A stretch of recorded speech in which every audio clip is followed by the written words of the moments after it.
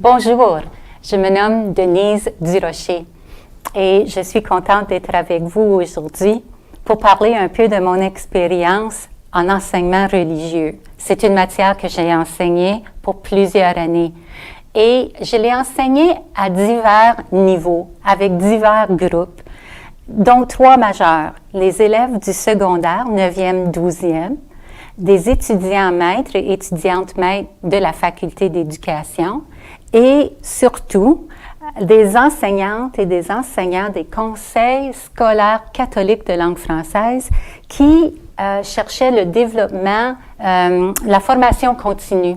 Alors, moi, j'avais des sessions à donner, des ateliers à offrir pour les aider à mieux saisir l'enseignement religieux, la matière qu'ils devaient enseigner.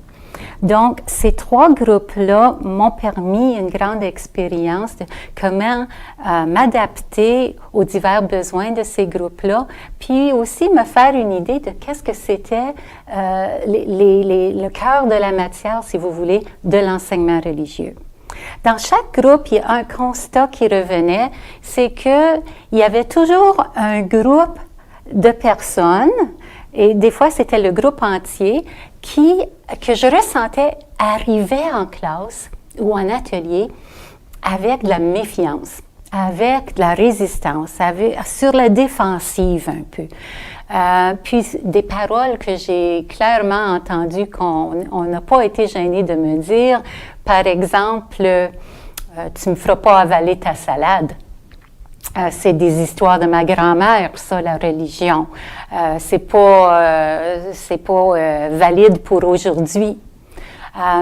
Et je me suis rendu compte que cette méfiance, elle était présente dans les groupes, mais derrière cette méfiance-là, il y avait des questions qui avaient besoin d'être répondues, puis des choses qui devaient être clarifiées pour qu'on puisse cheminer ensemble.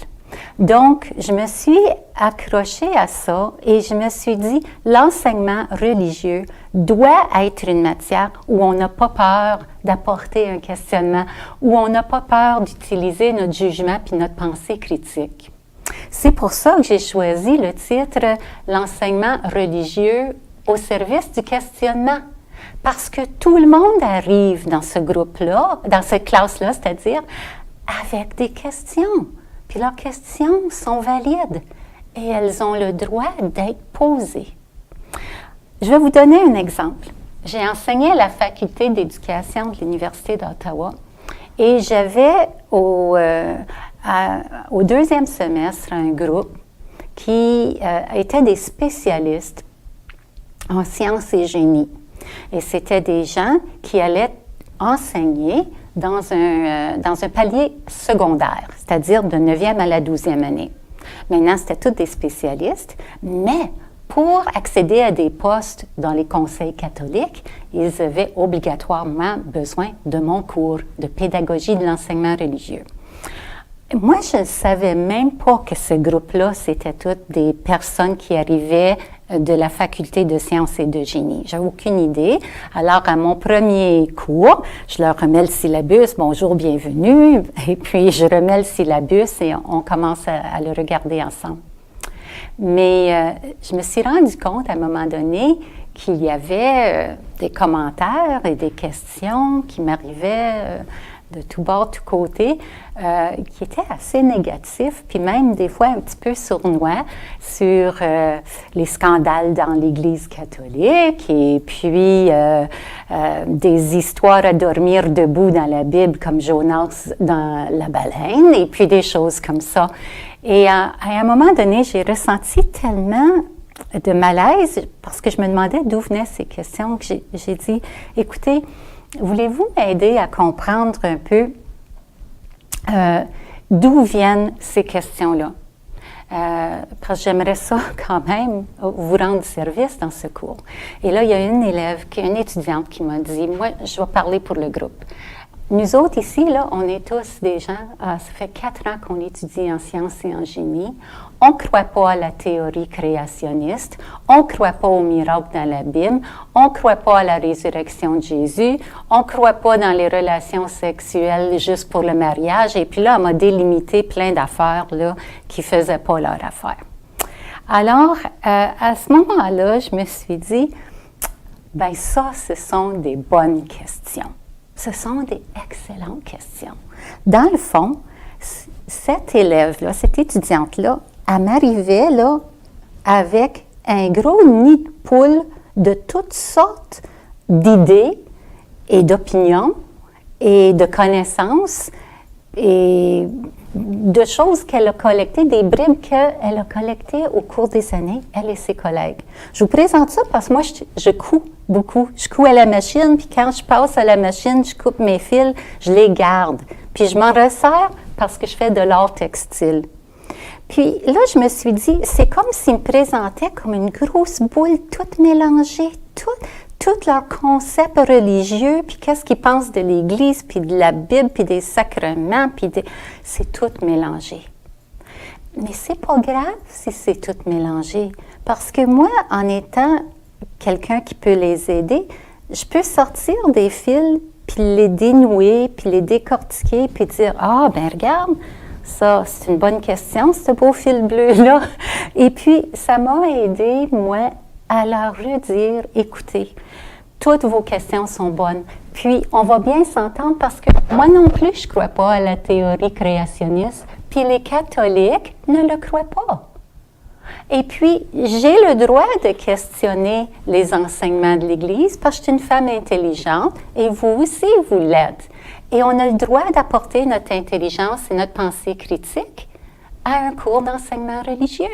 Puis ensemble, si vous voulez, on va prendre tout ce qui est confus, tout ce qui fait un gros nœud, puis on va le défaire, puis on va essayer de mieux comprendre ensemble.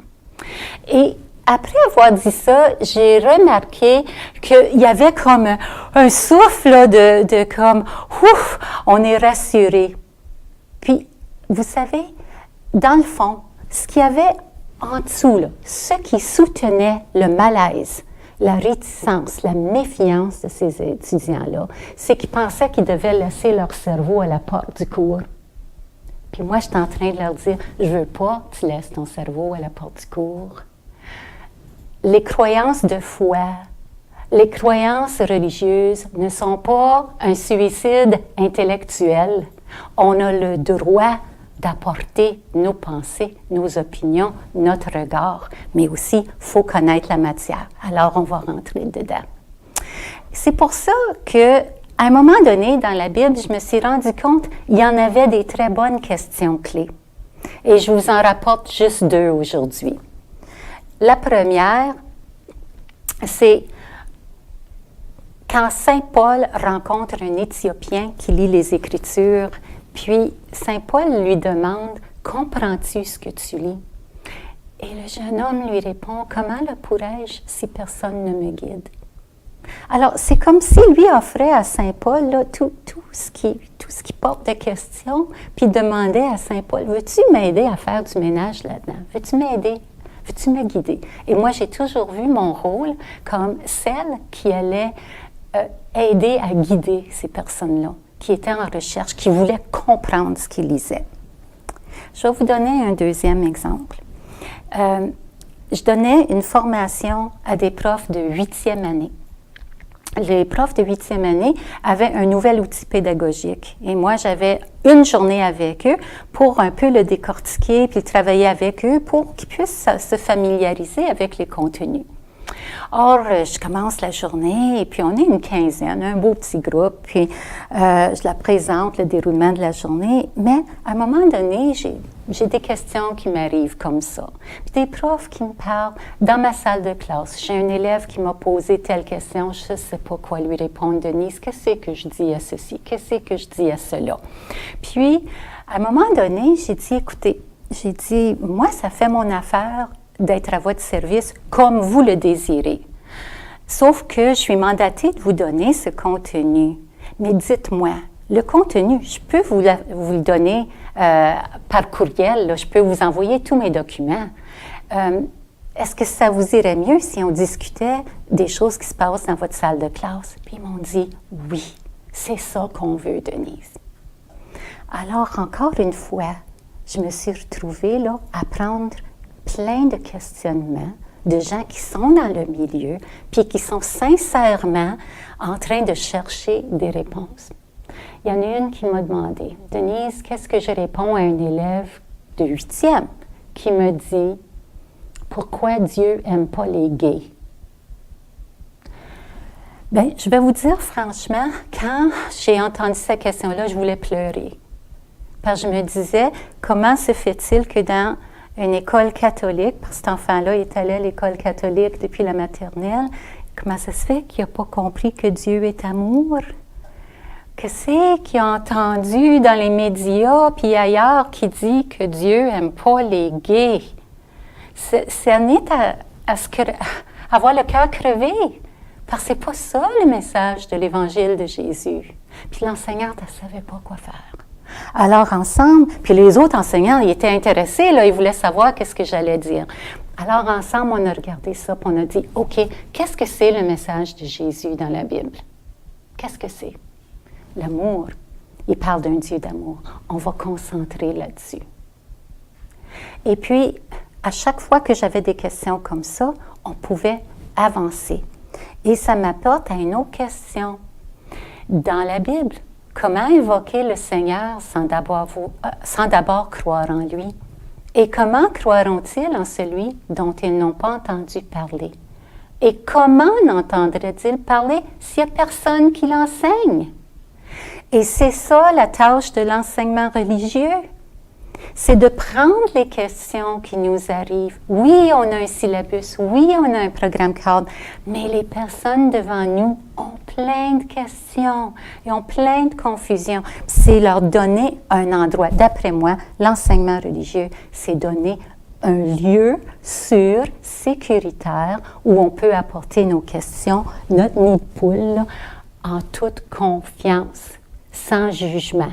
On va faire de la recherche ensemble, on va discuter, on va débattre et on va y arriver à la réponse. Moi, j'ai confiance en ça. Et c'est pour ça que je crois que l'enseignement religieux encourage et doit encourager la pensée critique et créative, le débat et la discussion, la recherche et le discernement. Ce n'est pas un suicide intellectuel que de croire. On ne laisse pas notre cerveau à la porte quand on rentre dans un cours d'enseignement religieux. Au contraire, c'est l'endroit idéal pour poser les grandes questions éthiques de notre temps. Et puis une personne qui veut vraiment rendre service à ses enseignants, à ses élèves, à ses étudiants, va prendre ces questions-là, puis même si je n'ai pas la réponse, je vais dire « Hey, laisse-moi faire une recherche, laisse-moi appeler Denise au conseil, puis je vais te revenir là-dessus, puis ensemble, on va y arriver. » Alors, je reviens à mon titre, l'enseignement religieux au service du questionnement. Pour moi, c'est le cœur de la matière. Rendons les lettres de noblesse au cours d'enseignement religieux en étant nous-mêmes rigoureux dans notre discipline, en faisant de la recherche, en étant à l'affût des actualités, en développant notre pensée critique et créative, puis en étant des bons guides comme on peut. On fait ce que l'on peut avec la bonne volonté, bien sûr. Alors, je vous laisse là-dessus. Je vous remercie de votre attention. J'espère que ça a été éclairant. Bonjour.